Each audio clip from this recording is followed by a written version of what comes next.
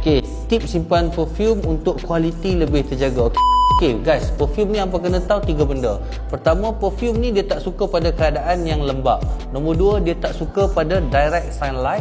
And then ketiga, dia tak suka pada keadaan yang panas. Dia kena dalam keadaan suhu bilik sahaja. So korang yang nak pastikan perfume hampa tu kualiti dia tahan lama, and then kualiti dia tu tak berubah walaupun hampa simpan pada jangka masa yang lama, make sure elakkan 3 benda ni. Letak dalam bilik ataupun letak pada tempat yang dalam keadaan suhu bilik, yang pertama. Yang kedua, elakkan letak pada kawasan yang lembab. And then yang ketiga, jangan letak perfume tu pada direct sunlight, direct pancaran matahari. So benda yang paling pantang sekali untuk perfume adalah hampa tinggal perfume dalam kereta dalam keadaan panas-panas macam tu, tinggal perfume dalam kereta, kualiti dia memang akan berubah.